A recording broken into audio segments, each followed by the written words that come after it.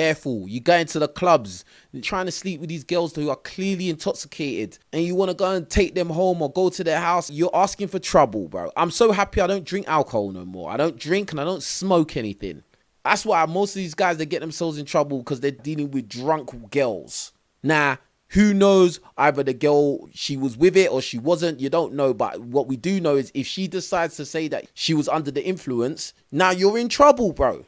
I'm not ever defending any man that does any kind of SA or any kind of grape or any kind of deviant behavior towards women. I'm never going to defend those men. But I'm saying that there are many instances where there has been false claims made.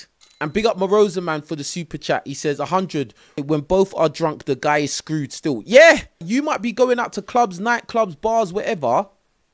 You as the guy, you get drunk. You go and start talking to a girl that's drunk. You go home together. Whatever happens, happens. And now she says that she was under the influence and she didn't want to do whatever. You're in trouble as the guy, even though you was drunk as well. Is it worth it, bro? No, it's not worth it. It's not worth your life, bro. It's not worth ruining everything. It's not worth tarnishing your reputation for what? It's not worth it, bro. Like, we can say, oh, it's not fair. It's not fair. The society, the law is against men. We could say all that till you're blue in the face. But at the end of the day, you need to take responsibility for yourself and be careful and be cautious.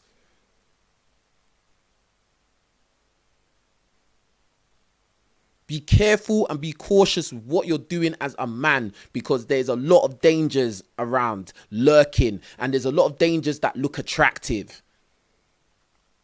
There's a lot of beautiful dangers walking around, bro. Beautiful snakes, beautiful scorpions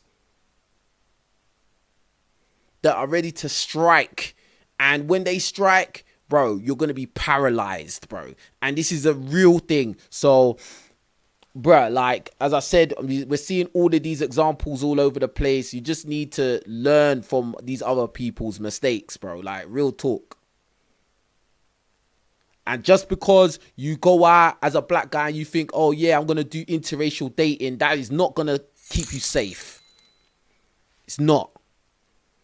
Big up Southern Purchase for the super chat. He says, in your experience, where is the climate worse, US or UK?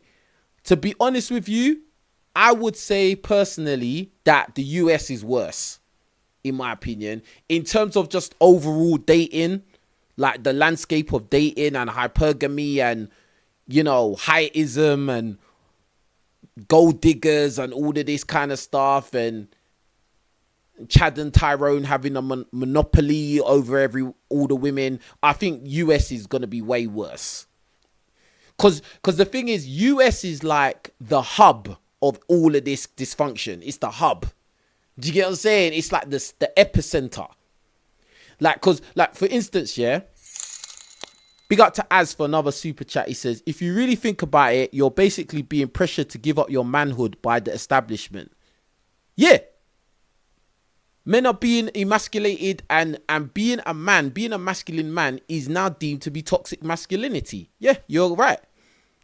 Because the establishment wants men to be weak. Because when men are weak and women are put, like, you know, pedestalized, the whole populace of people are easier to control. That is what the end game is total control of the public, the majority of public. If the majority of men are weak and effeminized, then that populace of people are just going to be easy to push around and control and basically condition. Simple. That's what it is. But anyway, as I was saying to Southern Purchases super chat, the US climate is worse. In just the dating climate is worse in the US, bro. Do you get what I'm saying? It's more concentrated. Like, when you go on any kind of social media platform and you hear like the crazy dating requirements, or you hear any of these crazy statements about men and all of this stuff, most of the time it's going to be coming from American women. Let's keep it real.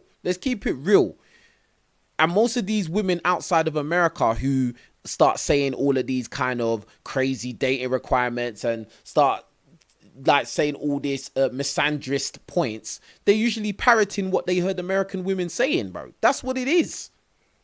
That's what it is, bro. Like, they're literally parroting what American women are saying because the American media has such a grip on just global media in general. It's exported everywhere. So the women, they see what the American women are doing. They see what they hear what the American women are saying, and then they start to adopt those ideologies. That's what happens, bro. That's what happens.